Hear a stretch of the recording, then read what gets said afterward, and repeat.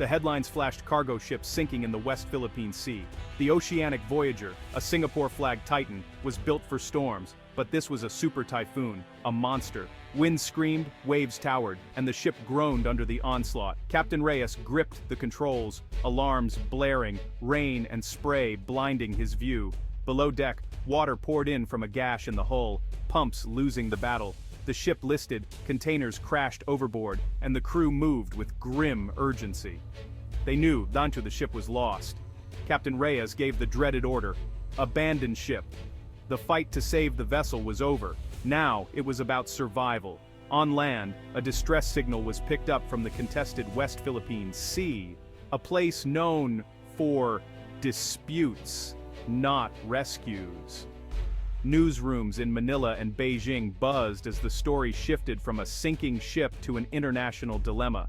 The fate of the Oceanic Voyager's crew now hung in the balance. Would anyone answer the call for help in these politically charged waters? The world watched as the storm raged on. In that moment, the sea cared nothing for borders or politics. It was a test of human resolve and international response. The Oceanic Voyager slipped beneath the waves, leaving only hope and a desperate signal behind. The real story was just beginning. The question: who would come to the rescue? And what would it mean for the nations watching? The order to abandon ship was a shot in the dark. The Filipino crew scrambled across the slick, lurching deck, fighting wind and waves. Survival in a life raft during a super typhoon was a slim hope, but their only one. Training took over as they unlashed the rafts, working swiftly, despite terror. The first raft nearly blew away, but they held it down and leapt in, plunging into freezing chaos. Soaked and battered, they huddled in the raft, watching the Oceanic Voyager's lights flicker and vanish beneath the waves. Now, they were alone, adrift in the black, raging sea. Waves crashed over them, filling the raft as they bailed desperately. The sea and sky merged into one violent, endless night. First Mate Santos tried to keep hope alive. Stay together. Hold on. Help is coming. They activated their emergency beacon, sending a digital cry for help. Hours passed, measured only by each monstrous wave. Cold seeped in, exhaustion set in, and hope began to flicker. Every shadow looked like a ship, a cruel trick of desperate minds. They were just a handful of men in a tiny raft, lost in the vast West Philippine Sea. Would anyone hear their call? The storm showed no mercy. Their fate depended on a rescue that might never come. In the darkness, they clung to each other and to hope. The world outside was silent, but their struggle was far from over. Just as hope faded, a distant light appeared on the horizon.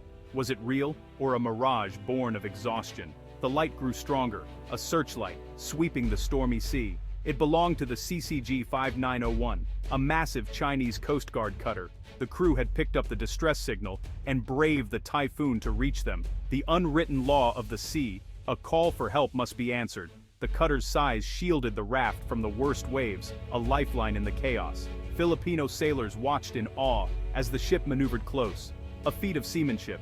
Chinese crew lined the rails, ready in bright orange vests. In these waters, a Chinese Coast Guard ship usually meant tension. Tonight, it meant salvation. The cutter's horn blasted, a promise: we are here. Hold on. For the Filipinos, it was the most beautiful sound in the world. Political lines vanished, only humans in peril, and humans coming to save them, remained. The arrival of the CCG-5901 was not a political act, but a beacon of hope. In the storm, there were no borders, only the duty to save lives. The rescue was underway. The world watched as enemies became rescuers. The most dangerous part was just beginning. Bringing the raft alongside the cutter was like threading a needle in a hurricane. The Chinese captain expertly shielded the raft, the rescue team ready. No crane or ladder, just lines thrown and a scramble net lowered. Filipino sailors, numb with cold, caught the lines and prepared to jump. One by one, they leapt for the net, timing it with the waves. Chinese rescuers, harnessed for safety, pulled them aboard. Each rescue was a heart-stopping moment of courage and teamwork. First Mate Santos waited until all his men were safe before making the final jump. Exhausted, the Filipinos were wrapped in blankets and helped to their feet. The Chinese crew had risked everything and saved every man. Against the odds, the rescue was a complete success. While the rescue unfolded at sea, cooperation took hold on land. Manila and Beijing's rescue centers coordinated instantly, setting aside politics for lives. The Philippine Coast Guard provided vital information. The Chinese gave real-time updates. Diplomatic channels buzzed with urgent partnership, not protocol. Both governments formally agreed. Saving the crew was the only priority. Years of tension were set aside for a shared humanitarian mission. The storm created a bridge across troubled waters. Saving lives transcended any dispute. In the Philippines, families waited in agonizing silence. News of the sinking spread, but there was no word, only fear. Wives, mothers, and children clung to hope, praying for a miracle. Then, the call came. All crew members have been rescued. Relief and joy erupted. Tears, embraces, and gratitude. The nightmare was over. Their loved ones were coming home. When they learned the rescuers were Chinese, surprise turned to thanks. "We don't care about politics. The Chinese sailors are heroes," said one wife. Official statements echoed this gratitude, with the Philippine government thanking China for their swift, courageous help. The rescue became a rare moment of public unity between the two nations. Families saw beyond uniforms and flags. They saw bravery and compassion. The story was no longer about conflict, but about lives saved. The nation's gratitude was clear. For one night, shared humanity triumphed over differences. The family's relief was echoed across the country. The Chinese crew's actions were celebrated as heroic. The rescue was a testament to what's possible when people come together. Hope had returned, carried on the waves.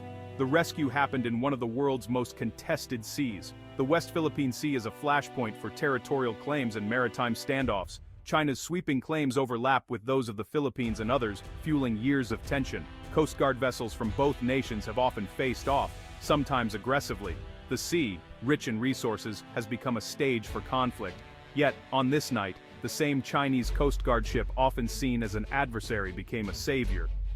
The rescue was a stark contrast to the usual narrative. It showed that above all, those at sea are bound by a duty to save lives. For one stormy night, the law of the sea, solus, overcame politics. Humanity prevailed where conflict usually ruled. Aboard the CCG 5901, compassion replaced rivalry. The Chinese crew provided first aid, dry clothes, and hot food to the exhausted Filipinos. Simple acts, offering soup, a blanket, a smile, bridged language and political divides. First Mate Santos, voice hoarse, thanked the Chinese captain. You are heroes. You saved us." The captain replied, "It is our duty. At sea, we are all sailors." In that moment, they were not adversaries, but mariners united by respect for the ocean and life. Images of the rescue, blankets shared, wounds tended, told a story beyond words. Uniforms faded, only relief and gratitude remained. The event was a lesson. Even in conflict, humanity can shine through. These were not politicians, but people doing their jobs, with courage and compassion. Their actions created a moment of goodwill that resonated far beyond the ship. Empathy and solidarity are not constrained by borders. For a brief time, kindness was stronger than any dispute. The next day, under calm skies, the Filipino sailors were transferred to their own Coast Guard. Captains exchanged salutes, a gesture of respect. The CCG 5901 sailed away, its mission complete. The rescue didn't erase disputes, but it left a mark. It proved cooperation is possible, even in conflict. The story of the oceanic voyager offers hope disputes can be managed without losing our humanity. If nations can save lives together, perhaps they can find ways to resolve differences. The storm was a temporary truce, but it planted a seed of possibility. The legacy is human courage, compassion, and the duty to help those in peril. In the darkest times, the light of shared humanity can guide us all.